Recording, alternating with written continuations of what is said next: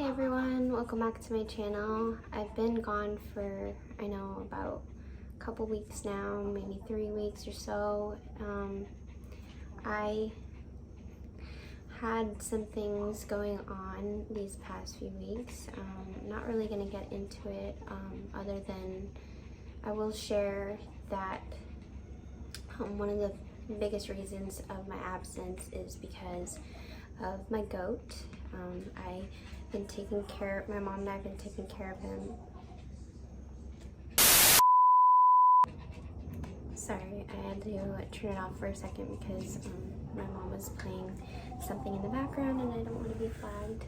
But, so anyway, my mom and I have been taking care of our goat. He's been sick for the past month or so and trying everything, and it didn't come out the way we wanted, so he unfortunately passed this morning. And you guys know that I have a bunch of animals. One thing to know about me is that I'm very emotional, I'm very passionate, very compassionate about animals, and I don't like to see them in pain or anything. Anytime they're in pain or suffering, it really deeply affects me, and I let it affect me. People can say they're just animals, but to me they're very special, and I don't like to joke about eating them or anything because I don't. I still eat meat, but I don't eat any of my animals. This is a whole animal sanctuary, and they're my family, so they mean a lot to me and my mom. My mom grew up on a farm in Vietnam, and she wanted to relive her childhood having all these animals, and so it's very important to both of us, and we're slowly, day by day, are trying to learn to accept the inevitable. So unfortunately our goat didn't make it this morning, and it was very hard on me and my mom. We were crying, we had to bury him.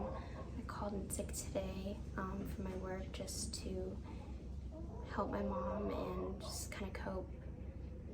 And also trying to catch up on my YouTube videos because I want to be there for you guys and I want to keep the ball rolling. I don't want to get into too much detail about it because as I said, I'm very emotional and I've cried all morning, and I could cry right now. I love him so much. So yeah, I don't want to get into that, but just know that he was very special to me, and yeah, unfortunately he passed today.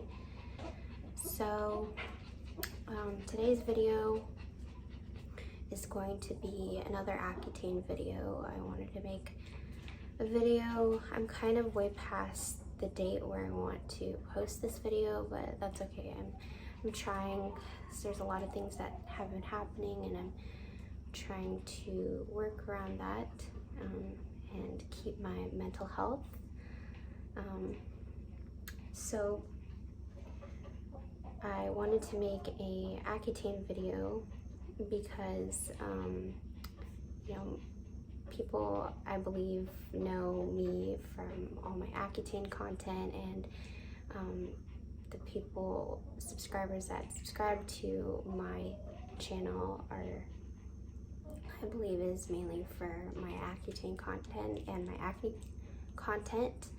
So I wanted to make a 1 month after Accutane update to talk about what has been going on with my skin and my body, because as you know, Accutane is a very complicated and controversial subject and controversial drug because of the long-term side effects, and I took it upon myself to take my treatment, go on Accutane anyway, knowing the potential side effects.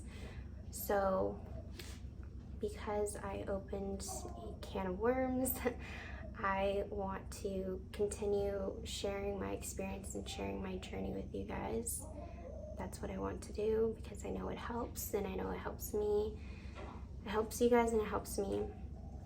So I wanted to make a 1 month update to show you guys how I'm feeling. I also, actually, this video is going to be a bit long because I want to tell you guys what happened with my last appointment with my doctor because that is a huge story within itself, but we'll get into that later in the video. So, okay, what's been happening with me after a whole month of not being on Accutane? Accutane is known to have long-term side effects, so side effects that can start even a month after taking Accutane, or it can happen after 10 years. That's kind of the theory. I guess it's also facts because there's research on it and there's a bunch of stories you can look up. So that's why I wanted to make a month update. So how I'm feeling, back to how I'm feeling. I feel perfectly fine, actually. So the dryness of the lips kind of died down. I no longer have any cracked lips. That was pretty much the only prevalent side effect that I really had while I was on Accutane.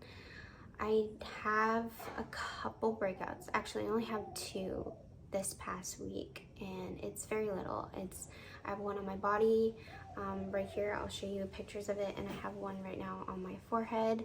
It's really minimal. So and then as far as the oiliness in my skin, because that was a huge deal and one of the main reasons why I decided to go on Accutane, because I know Accutane solves the whole oily skin situation that I have.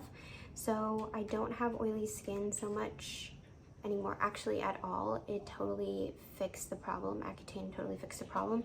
I wash my hair maybe twice a week. Before Accutane, I would wash my hair every single day because my head was so greasy. Like, I couldn't go longer than 24 hours without washing my hair, but it would dry my hair so much that it would break, and you can see a color difference between my roots and the end of my hair. My hair was light, so I had like an ombre effect, and I hated that because so many split ends at the end just totally stripped the natural color of my hair. And I no longer have that problem. My face, I would say, like, when I wear makeup, I think I get a little bit of sheen, especially when I'm in the sun. I think it's probably due to the lotion that I wear underneath and all the skin products that I wear underneath my makeup. I take care of my skin. I know the last video that I made, a day in my life on Accutane, I was making a huge deal to like stay out of the sun. I try my best to limit my sun exposure because the sun is what really damages your skin. I mean, I know I have an acne problem, but I want to, fix my skin and protect it as much as I can my whole life, because my skincare doesn't stop after my acne. My goal is to have nice skin throughout my entire life, and that's important to me. Right now, I'm just limiting my sun exposure, but I don't take it so seriously and so literally like that last video. I have my days where I just take in sun, maybe like 15 minutes or so, just to kind of live a little bit. So internal side effects, IBD, I talked about this in my other videos. IBD is irritable bowel syndrome. That's one of the common concerns for taking Accutane, is that it's said to cause that irritable bowel syndrome. So I haven't experienced that per se. Like, I did get some bloating when, I don't know, one day I remember I was like super bloated at work that I wanted to explode. Like, I felt like I was gonna explode. I wanted to fart, everywhere, but I was like around my coworkers and they were eating. So yeah, that was really uncomfortable, but I went to the bathroom and like solved that problem. But I thought in that moment that it was because of Accutane, but I realized this is nothing new. Like, I've dealt with, bloating all the time even before Accutane. So I don't think that's an IBS or IBD side effect from Accutane. I would say I'm doing well. My acne is still at bay for the most part. I can't think of anything else side effects wise that's a concern. I know there's like nerve damage, there's a concern about like really excessive dryness and losing hair. That's another long-term side effect. My hair is really fine. I've actually been taking a palmetto, which is known to regrow your hair. It's a vitamin supplement. If you're interested in taking that, leave a link down below for that if you like. I think that's all I want to share as far as my 1 month update goes after Accutane. I'm planning to do a 6-month update, a 1-year update, and a 5-year update, and so on and so forth in the future on my YouTube channel for how I'm feeling after Accutane. I plan to be consistent, keep you guys up to date on what is happening with me after Accutane, because I want to share my experience, of course. I know your guys' experience is not going to be the same as mine, but it's always helpful, to get some sort of perspective. Okay, so now I want to get into the last appointment that I had with my doctor, my story, because I've shared so many stories with you on my YouTube channel, and I just thought this was a good one. It's kind of crazy. I don't really know what to make of the situation, but I thought I'd share the weirdness that went down just to add a little substance to this video. Okay, so I already shared that it is stressed upon patients from their doctors, dermatologists, to be on 2 forms of birth control while you're on Accutane. It is stressed on females, not for males, just females, because of the birth defects that is directly caused by Accutane. It is well known fact. So I knew that you're not supposed to share any medication and you're supposed to continue 2 forms of birth control a month after finishing Accutane, because constantly have to take the I pledge, and basically I pledge is just a way for us to be accountable, just for women taking Accutane to be accountable and not take and not get pregnant while they're taking Accutane. So that's what that is. So it's heavily stressed to not get pregnant. So I knew that, but I didn't know that I had to take 1 more pregnancy test. I have to, gosh, this, okay, I'm gonna move over here, hold on. The lighting is a little bit bad over here, but you guys can see me.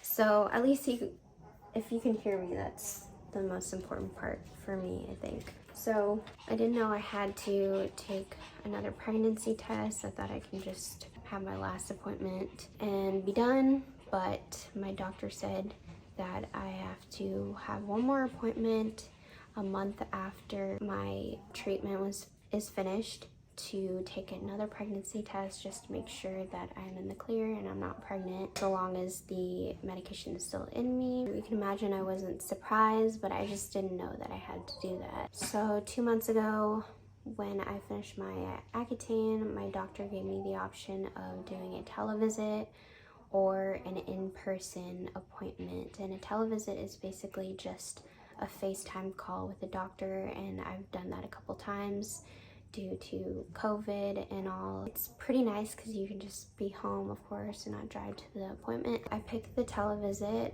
to take my pregnancy test and show it to her. So when you do a televisit, I knew I had to go buy a pregnancy test and just show that it's negative to her in the video, in the FaceTime call.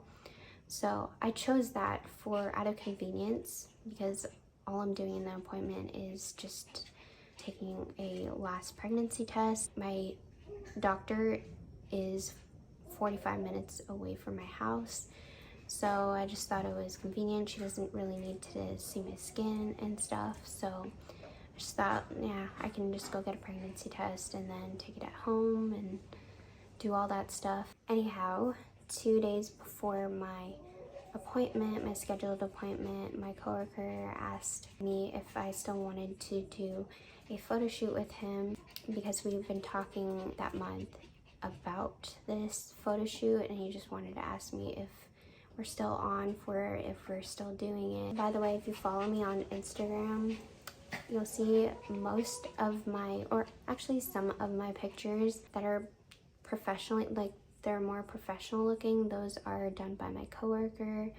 I've done a couple shoots with him, so we like to collaborate and post the pictures on each other's Instagram. Anyways, I said yes to this photo shoot that we had planned, and I had him pick the location where we wanted to shoot, and he just so happened to pick Big Beach, which is near my doctor's office. That all being set and planned, I decided to call my doctor's office to see if I can change my televisit appointment to an in-person appointment. That way I don't have to go get a pregnancy test, because I procrastinated getting a pregnancy test. Since it's right, my photo shoot is right near my doctor's office, I decided to why not just go in there because I'm in that area. Thinking that the whole plan was a genius convenience ended up not being so, because the receptionist said that I can't change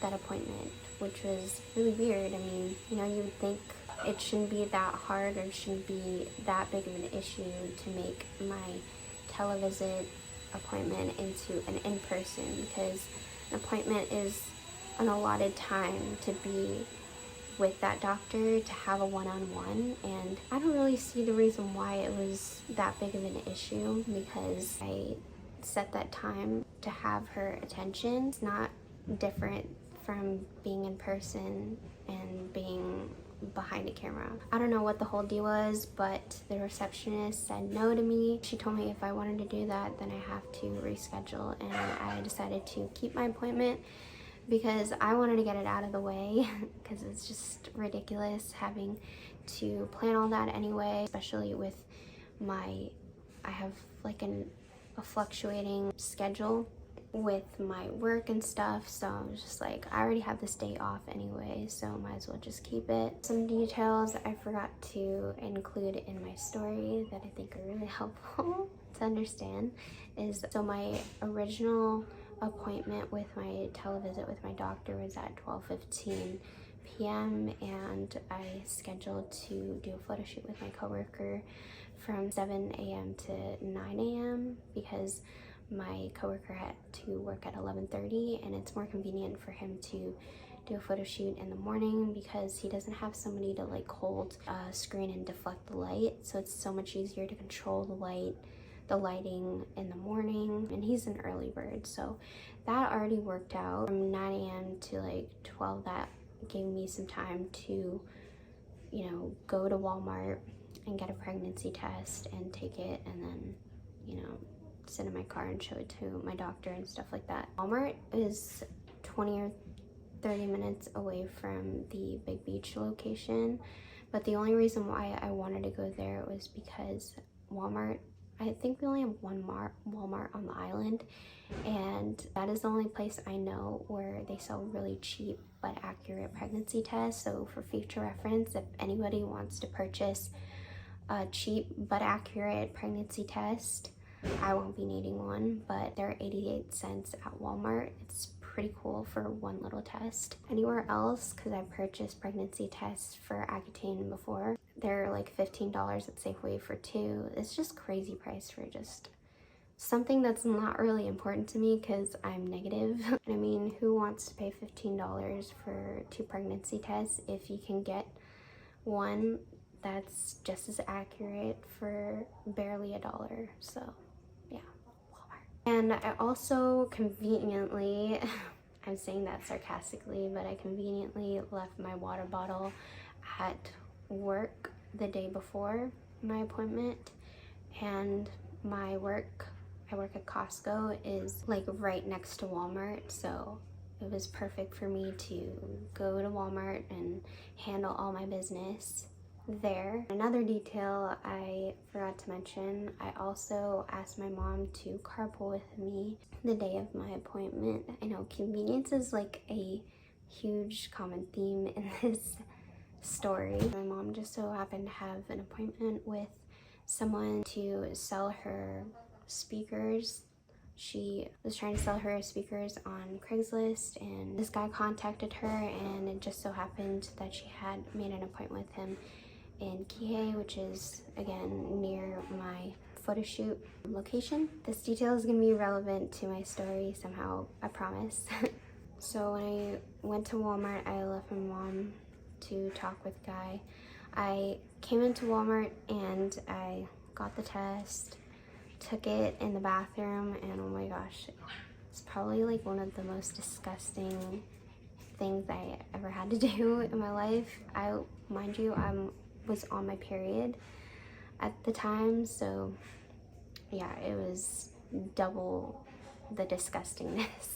These tests, by the way, I recommend on the box to use the dropper. It comes with the dropper, so you're not really supposed to like pee directly on the stick. You only need like a couple drops of your pee to get the job done. And they recommend to have a cup to pee in, of course, and use a dropper and like drop it in onto the test. And I inconveniently did not have a cup with me, so I decided to pee in the little packet or package that the test came in. It was really disgusting. I was peeing on my hand, peeing on the outside of the packet. It was just really messy, and I was bleeding on my hand. Might I add how much I hate taking pregnancy tests. It's just so disgusting. But anyway, I got the job done, so I went to my car. And by the way, the doctors and I Pledge take this so seriously. Even if you're on your period, you can't tell them that because you still have to take a pregnancy test anyway. So I got the job done. I went to my car, had my negative pregnancy test. I was so ready. I was on time for my appointment, and so I waited. You're supposed to wait till the doctor calls you. That's how the televisit goes. But I waited for like 5 to 10 minutes and she didn't call me.